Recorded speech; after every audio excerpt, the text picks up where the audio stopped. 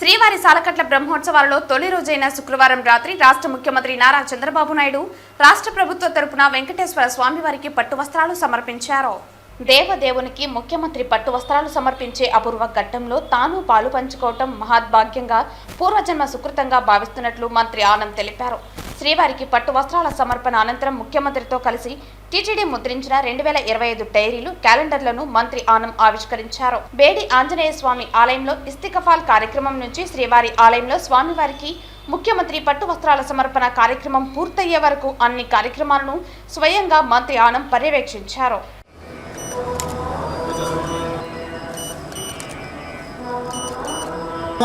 వర్ధజైనమేనం వర్ధయాత్ దేవా ఇతి దేవాః సాగ్రహణ్యేష్ట దేవాలోక్యమామి శ్రీ వెంకట నివాసాయ శ్రీనివాసాయ మంగళం వెంకటేశ్వర ప్రసాద సిద్ధిరస్తు.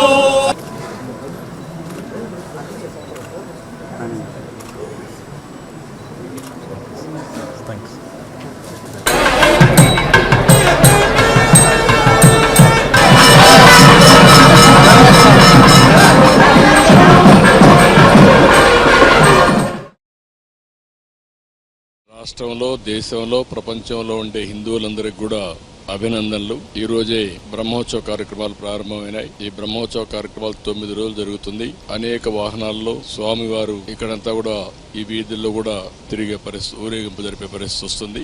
ఒక పవిత్రమైన భావంతో ఇక్కడికి వచ్చే భక్తులే కాకుండా ప్రపంచం కూడా వాచ్ చేసే పరిస్థితిలో ఉన్నారు. కలియుగ దేవుడు మనందరికి కూడా ఈ సమాజాన్ని అన్ని విధాలా ఆదుకునే దైవం. నేను ఇప్పుడే కాకుండా నాకు ఒక అదృష్టం, అనేక సార్లు అందరికంటే ఎక్కువ సార్లు బ్రహ్మోత్సవానికి వచ్చి దేవునికి ప్రభుత్వ తరపున లాంఛనాలు సమర్పించే అవకాశం వచ్చింది. దీనికి నేను గర్వపడుతూ ఈ పవిత్రమైన రోజున మీ అందరికి విజ్ఞప్తి చేస్తున్నా. ఈ 9 రోజుల్లో ఒక 15 లక్షల మంది భక్తులు ఇక్కడికి వస్తారు. ఈ 15 లక్షల మందికి ఎలాంటి ఇబ్బంది లేకుండా టీటీడీ మేనేజ్మెంట్ అయితే అన్ని కార్యక్రమాలు చేపడుతున్నారు.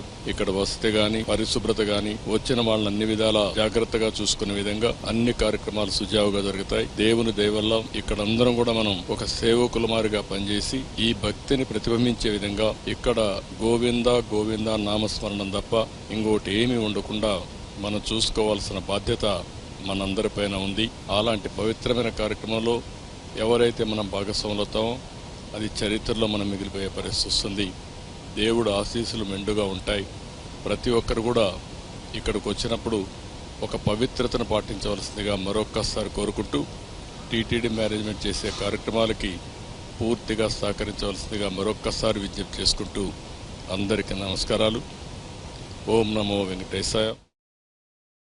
ఏనుగులు, అశ్వాలు ముందు కదులుతూ ఉండగా భక్తుల కోలాటాలు, మంగళ వాయిద్యాలు, ఇతర కళా ప్రదర్శనల నడుమ వాహన సేవ అత్యంత రమణీయంగా జరిగింది. చిన్న శేషుడిని వాసుకిగా భావిస్తారు. శ్రీ వైష్ణవ సాంప్రదాయానుసారం భగవంతుడు శేషి, ప్రపంచం శేషభూతం. శేష వాహనం ఈ శేషి భావాన్ని సూచిస్తుంది. చిన్న శేష వాహనాన్ని సందర్శిస్తే భక్తులకు కుటుంబ శ్రేయస్సుతో పాటు కుండలిని యోగ సిద్ధిఫలం లభిస్తుందని ప్రాశిస్తే.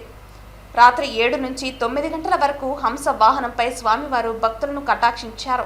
ఈ కార్యక్రమంలో తిరుమల పెద్ద జీఆర్ స్వామి, చిన్న జీఆర్ స్వామి, టీటీడీ ఈవో శ్యామలరావు, ఆలయ డిప్యూటీ ఈవో లోగనాథం తదితరులు పాల్గొన్నారు.